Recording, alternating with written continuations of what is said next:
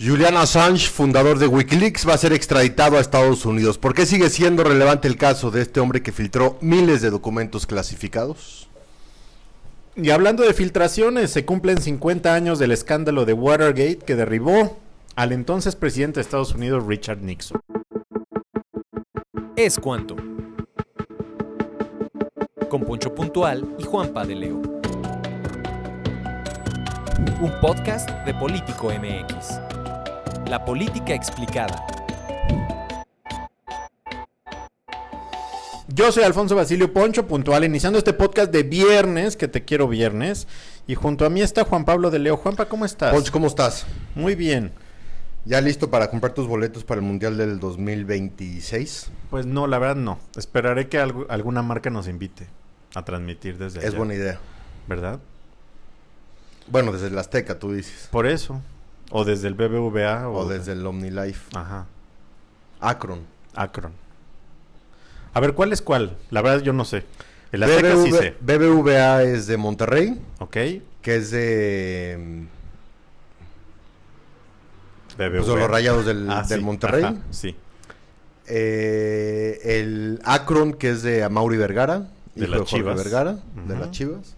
Y el Azteca, que es de Emilio Azcárraga, de Televisa. Ok. Tercer mundial que va a albergar el Estadio Azteca. ¿Y cuál te parece más bonito? ¿O más padre? Mira, yo solo conozco el Azteca. Ok. Pero creo que el más bonito es el BBVA. Es el más nuevo, ¿no? Es el más nuevo, Ajá. es el más tecnológico.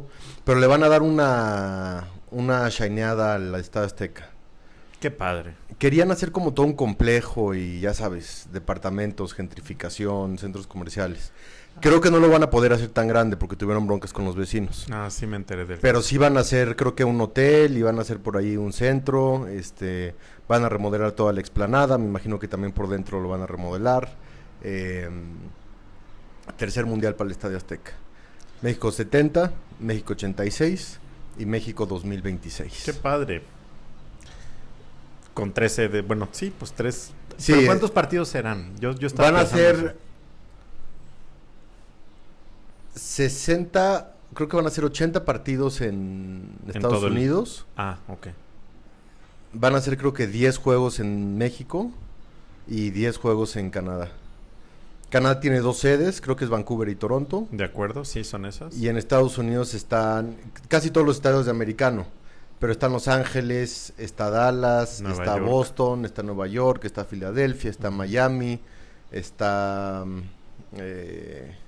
y algunos otros. Ujú. Que están espectaculares los estadios de Estados Pues sí. Unidos. Espectaculares. Si algo tiene bien, dentro de muchas cosas, pero...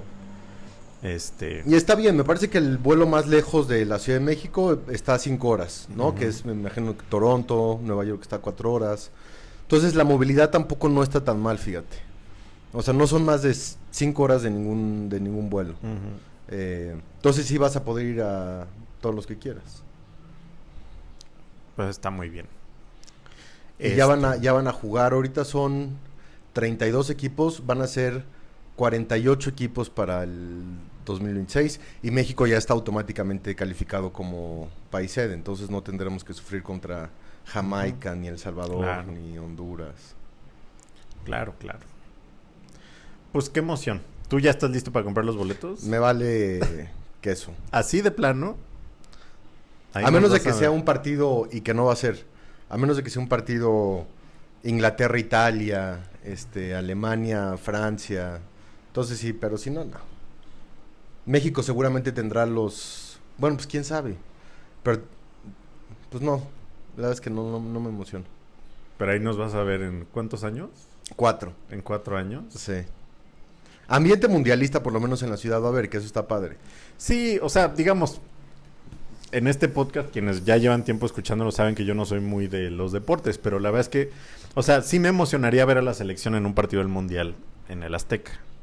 Ahora, de eso a moverme a Guadalajara o a Monterrey, la verdad en mi caso no. Exactamente. Pero pues habrá que ver, ¿no? Y ayer el canciller Marcelo Ebrard apuntándose para unas olimpiadas.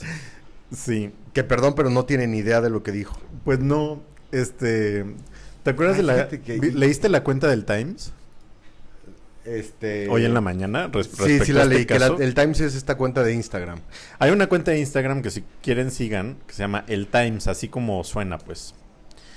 Y hace muy buenos resúmenes, muy groseros, pero como muy... Muy anti-chairo. Muy anti-chairos de las noticias, ¿no? Y decía que era una reverenda y monumental, Dilo, Ponch, dilo. Mamada, sí. O sea, es que no me da pena, nada más estaba haciendo la pausa dramática. Aquí Gobernación no nos... Sí, no.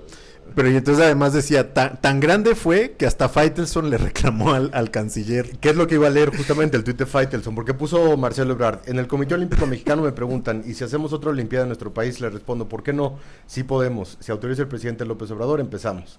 Y le pone Faitelson, señor Ebrard, con todo respeto, antes de pensar en otros juegos, resolvamos asuntos de verdadero interés y profundidad en el país. O le vamos a decir a los atletas del mundo que vengan a una nación que en algunas zonas es controlada por organizaciones criminales.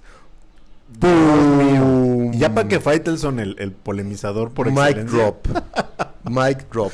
Tiene toda la razón. Sí, estoy de acuerdo. Los Juegos Olímpicos ya está comprobado que no son un negocio para los países sedes. No. El gasto es demasiado porque las sedes son demasiadas. Tienes que hacer estadios para voleibol, para canotaje, para box, para taekwondo, para tiro con arco, para fútbol, para béisbol. O sea, y que estén enorme, bien, ¿no? Sí. O sea, ese es el tema. Un gran sistema de transporte, un gran sistema de alojamiento. Porque más todo es en una ciudad, en una a diferencia ciudad, de, no es un país del mundial. Correcto. Entonces todo tiene que estar concentrado aquí. Y el gasto aquí, es brutal. Ve lo que le pasó Toluca. a Brasil con el mundial y con Tokio que ya ni quería. Olímpicos. Tokio que ya no quería.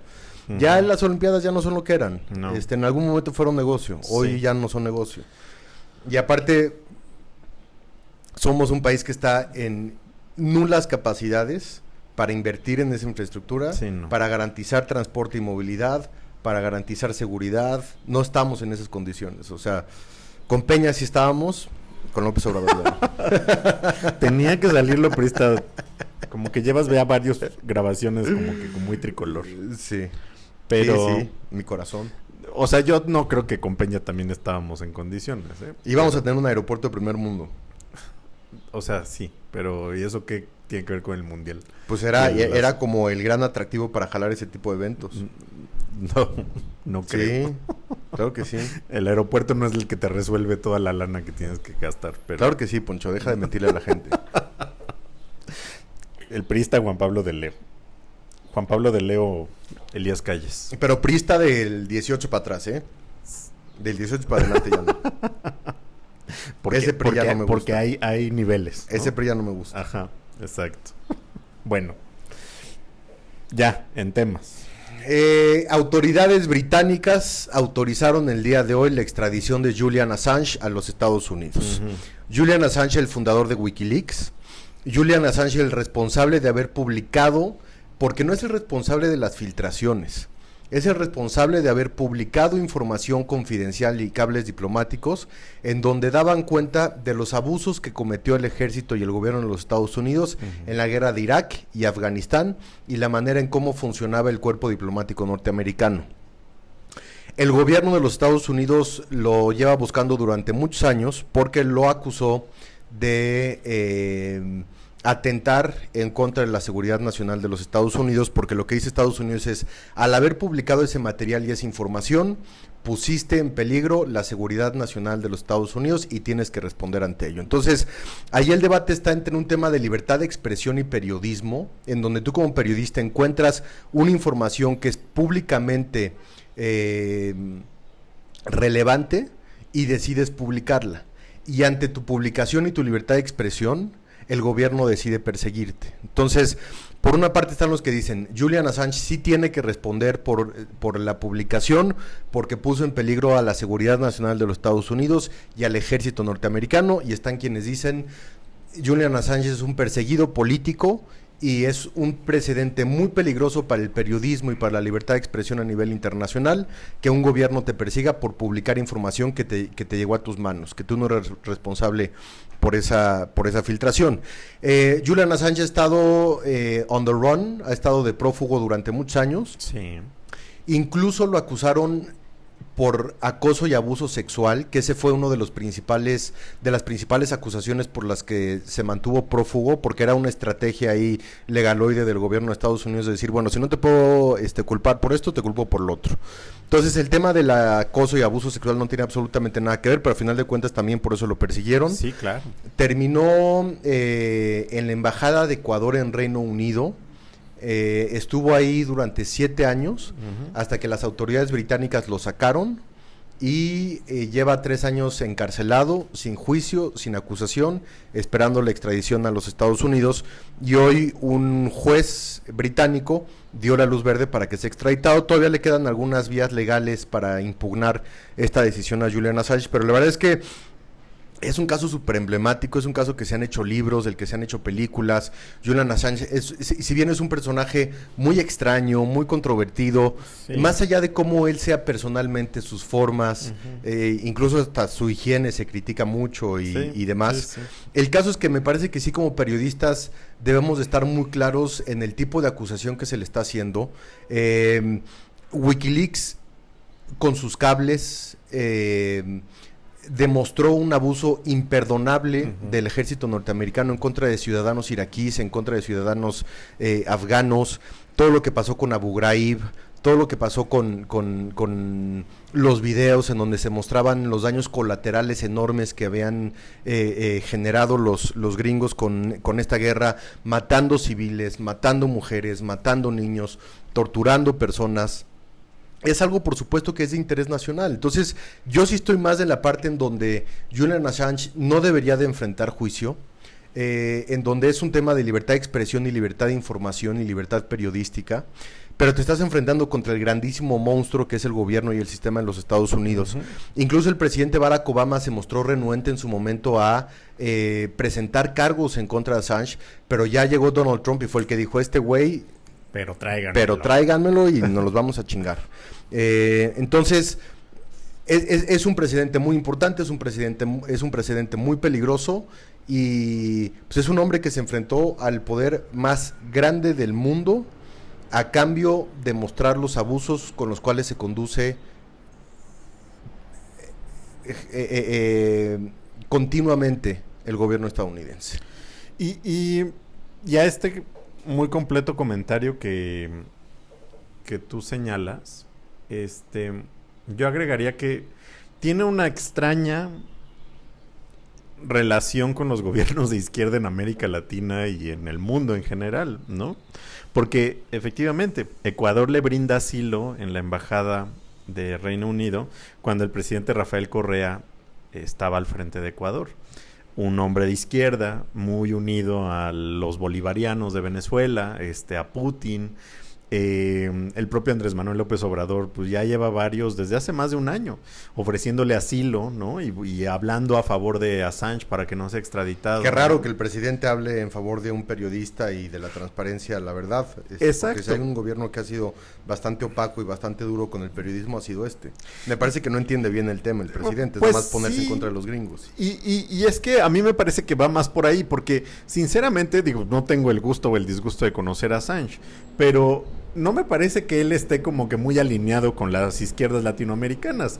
Él es más, o sea, también se filtraron documentos de México, digamos, no de un gobierno de izquierda, no, pero diplomáticos. Pues digamos, exacto, o sea, se habla de México, se habla de todos los países. Ciertamente que me parece es más un tema de, pues, este es enemigo de los gringos, pues vamos a apoyarlo porque el enemigo de mi enemigo es mi amigo, tal ¿no? Cual.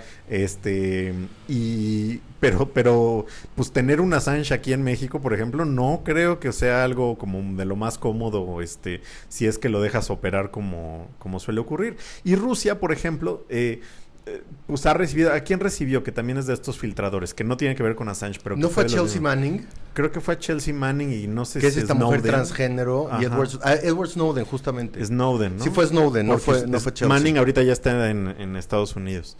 Pero también, o sea, digamos, lo pongo como ejemplo porque son estas relaciones con los filtradores de inicios de los 2000 que muchos gobiernos de izquierda o del otro polo, pues como que buscaron acogerlos, ¿no? Porque Estados Unidos los estaba buscando con gran intención. Entonces, digo, sí, yo coincido. Creo que si bien Assange como persona me parece muy complicado, y reitero que no tengo el gusto, las acciones de filtrar este tipo de documentos frente a todo lo que estaba pasando, pues me parece que es de reconocer, ¿no?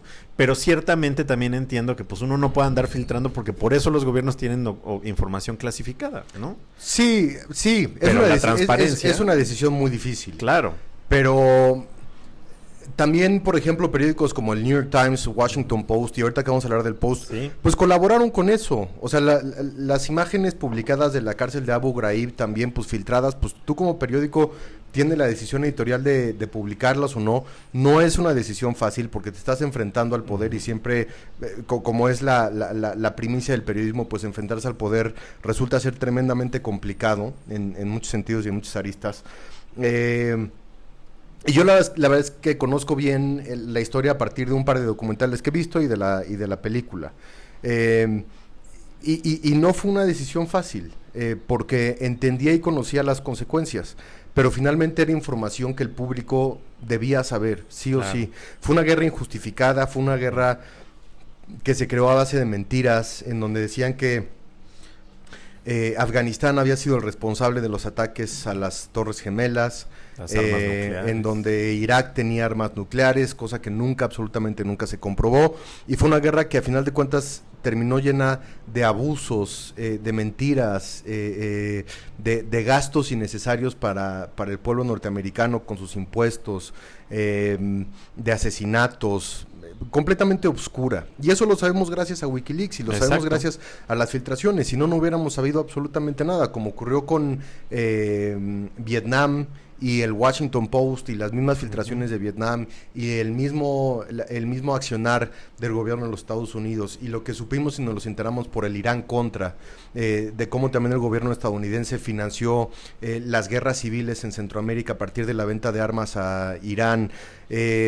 Y de pronto a partir de eso conocimos y conocemos la verdadera cara del gobierno y del Estado norteamericano, que se jacta de ser democrático y bondadoso, y el policía del mundo, cuando de pronto con todas estas historias y con toda esta información filtrada gracias a la prensa, nos hemos dado cuenta que la operación de los gringos es reprobable en todos sentidos, y que es continua y que es cíclica y que ocurre y que vuelve a ocurrir y que vuelve a ocurrir. Y si tú no le subes ese costo a un gobierno tan poderoso como el de Estados Unidos, pues los abusos continúan y seguirán continuando, y gracias a eso tienes un autocontrol ya y una autorregulación del mismo claro, gobierno, de decir, bueno, a Ucrania no me meto, a estas otras guerras no me meto, porque ya no puedes operar como operabas, y todo eso es gracias a la información que se ha filtrado y que se ha publicado. Y a ver si regresa Trump, si siguen esas prácticas o no, ¿no? Porque pues también eso depende mucho. Con Biden, pues digamos que como que no hay tanta preocupación en ese sentido, pero digo, y tampoco es un ángel, ¿no? Y fíjate que Trump fue como mucho más abierto. ¿Te acuerdas ataque de un misil guiado estratégico que mató al general iraní? Al general iraní, sí, lo hizo abierto, sí, lo hizo público, se hasta jactó, celebrando, ¿no? Se congratuló de haberlo hecho. Ajá. Y es un presidente que también se encierra en el mundo. Criticó a la OTAN, el financiamiento de la OTAN, el funcionamiento de la OTAN, como que Estados Unidos con Trump sí es mucho más nacionalista, en el sentido de decir, a ver, primero nosotros y nuestras fronteras y nos resguardamos bien, y entonces ya el mundo. Entonces creo que incluso hasta en ese sentido Trump es un poco menos intervencionista de lo que pueden llegar a ser los demócratas, que son como mucho más hipócritas. Vamos a ayudar, ¿no? Ajá, pero que a la vez estás manteniendo como ese expansionismo, imperialismo y corporativismo que ha provocado también todas estas guerras. Pues sí, la verdad. Díganos ustedes qué opinan de Julian Assange. Es un personaje, yo creo que de los más polémicos que tenemos vivos en este momento en el mundo. Pero un hombre que cambió la historia. En eso estoy de acuerdo. Para bien y para mal. Y a ver cómo le va, ¿no? Entiendo que tiene estos recursos legales adicionales. Es correcto. Se vería un poco difícil, siento yo, para cómo está ordenado todo. ¿De qué va a terminar en Estados Unidos? Va a terminar en Estados Unidos. Y pues él está alargando lo más que pueda ese viaje, ¿no? Oye, y justo junto con pegado, hoy se celebra el 50 aniversario de Watergate, que Watergate es el escándalo político más grande en la historia moderna de los Estados Unidos, en donde dos periodistas, Bob Woodward y Leonard Bernstein, sí, trabajaban en el Washington Post en un área especial de investigaciones especiales, y les llegó información respecto a lo que había ocurrido en el edificio Watergate durante la presidencia de Nixon, que Watergate era un edificio en donde tenían la sede de los demócratas. En ese edificio salió la información y dijeron, a ver, trataron de entrar a robar el edificio Watergate, y como que ahí se quedó. Cuando reciben Woodward y Bernstein las filtraciones, se dan cuenta que no era un robo, sino que era todo un sistema de espionaje que estaba siendo instalado en las oficinas de los demócratas para que Nixon pudiera saber quién iba a ser el candidato de los demócratas, a quién iba a enfrentar en las próximas elecciones. Y todo esto derivó en la renuncia del presidente de los Estados Unidos a partir de la información que publicaron estos dos periodistas, que les fue otorgada a través de filtraciones conocidas en su fuente como el gran Garganta Profunda, que era una película porno que estaba de moda en aquel momento, y él les dijo, pues a mí llámeme Garganta Profunda, y él fue el que les fue dando la línea y las indicaciones para que ellos pudieran, ahora sí que follow the money, seguir el dinero y seguir la historia. Y terminó con el conocimiento público de los abusos constitucionales, de los abusos presidenciales, del comportamiento criminal de Richard Nixon, que prefirió renunciar a la presidencia de los Estados Unidos a enfrentar este proceso de desafuero y de juicio político que lo hubiera podido llevar incluso a la cárcel. Y así de importante y así de grande y así de relevante a 50 años de lo ocurrido sigue siendo esta historia. Tanto Woodward como Bernstein siguen trabajando y siguen generando información, y han publicado libros y ahí están encima de las presidencias. Son unos santos del periodismo, ¿no? Sí. Cualquier periodista hubiera querido realizar el trabajo que ellos realizaron, pero pues a 50 años recordamos que fue el periodismo con los editores, con el periódico, con los reporteros, los que pudieron tirar a un presidente, y no tirar por tirarlo, sino tirar por los abusos que claramente cometió de su mandato constitucional. Y que habla también de un buen periodismo, ¿no? O sea, pero y digamos, a mí me encanta este caso, además de ser emblemático, obviamente, el periodismo, no solo de Estados Unidos, sino del mundo. Porque, sobre todo aquí en México, y perdón que lo haga como muy local esta discusión en esta parte, pero de repente hay como muchas críticas, es que nada más les filtran cosas y pues no digo que eso sea todo el periodismo, pero una buena parte del periodismo es que te filtren cosas, porque tú las vas trabajando. Es el poder checándose a sí mismo también. Claro, ¿no? Era un caso gigantesco, ¿no? Con cuestiones gravísimas como esta cuestión del espionaje, que ahora también ya es una cosa del día a día, que no requieres como que instalar y poner cables en las oficinas, sino pues básicamente mandar un mensajito con un link y listo. Con el celular ahí ya tienes todo y estás dentro en 3 segundos, ¿no? Pero ciertamente el hecho de que un trabajo periodístico haya forzado a un presidente de Estados Unidos a dejar su puesto, ¿no? Para evitar, digamos, ese juicio en donde claramente se iba a comprobar que tenía actos criminales y corruptos, ¿no? Y digo, más allá de analizar a Nixon, que también era un presidente muy polémico por toda la guerra de Vietnam desde antes, ¿no? Finalmente es un tema que hace historia y que sigue muy presente en Estados Unidos, pero que vale la pena recordar acá también, pues por todo lo que pasa en nuestro lado, digo, y claramente no lo comparo con el caso de Alito ni nada parecido, pero creo que, porque además esto viene del mismo poder que lo están filtrando, ¿no?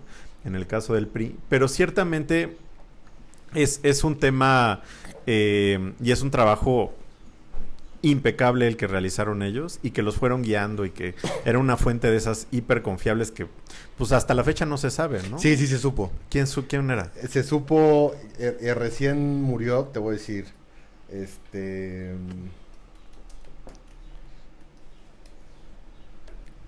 espérenme, que lo estoy buscando, me salió triple X videos. Pues sí.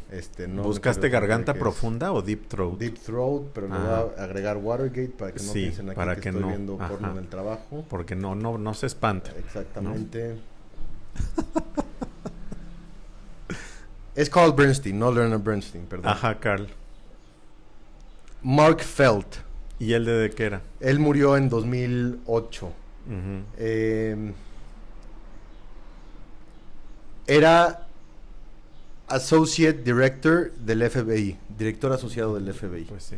Entonces son estas agencias de inteligencia revisándose a sí mismas, revisando al propio y al mismo gobierno, que es como si estamos tú y yo en esta oficina y yo comienzo a cometer abusos y crímenes, claramente no vas a salir abiertamente a decir este güey, pero puedes decir, oye, mira, te tengo un tip, este güey está haciendo esto, porque creo que está perjudicando a Político MX y entonces creo que es necesario que lo sepas.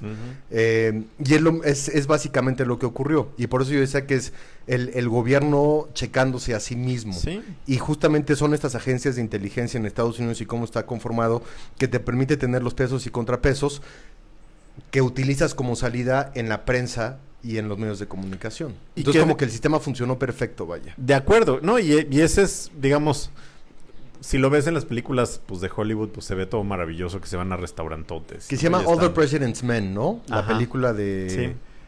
que sale Robert Redford y... ¿Kevin Costner? No. Es Robert Redford y Rain Man. ¿Cómo se llama Rain Man? ¿Cómo se llama Rain Man? Dustin Hoffman. Dustin Hoffman. Robert Redford y Dustin Hoffman. Exactamente. Vean esa película. Creo que es un buen fin de semana para que la... ya sé cuál es. Es un buen fin de semana para que la vean. Extraordinaria película. Sí. Pues es un caso maravilloso, ¿no? Y pues la verdad es que un reconocimiento siempre a los periodistas que hacen bien su labor. Sí, el sueño de todo periodista y el... pues los modelos a seguir periodísticos, Carl Bernstein y Bob Woodward. Y de nuevo, o sea, porque eso que decías tú al inicio, ya para ir cerrando, pero no era nada más tirarlo por tirarlo, no era como que un odio visceral de, odio a Nixon, ¿no? Seguramente tenían su manera de pensar y opinión, pero era, a ver, tengo esta información, no, mi tirada no es lo voy a atacar por atacarlo, sino pues necesito dar a conocer esto. Era muy grave. Y lo que sea que resulte Era de esto, ¿no? Pero pues es un caso emblemático. Vean esa película y lean del caso, es maravilloso. Que estuvo Kennedy, Nixon perdió contra Kennedy, justo también en este famoso debate televisivo, que fue el primer debate televisado en la historia. Que las personas decían, en radio ganó Nixon, pero visualmente en tele ganó Kennedy. Porque no sabía, impecable. Ajá. Y Nixon estaba todo sudoroso y demás. Después vino Lyndon B. Johnson, demócrata, y ya después vino Richard Nixon. Pues ahí está la información. Gracias a ustedes que nos escuchan. Que tengan un excelente fin de semana. Y agradecemos a todo el equipo de Político MX que lo hace muy bien. A Iván Cerón. Gracias, Juan Pablo de Leo. Gracias, mi Poncho. Yo soy Alfonso Basilio Escuanto. Juan Pablo de Leo Escuanto. Hasta luego. Escuanto. Con Poncho Puntual y Juanpa de Leo. Un podcast de Político MX. La política explicada.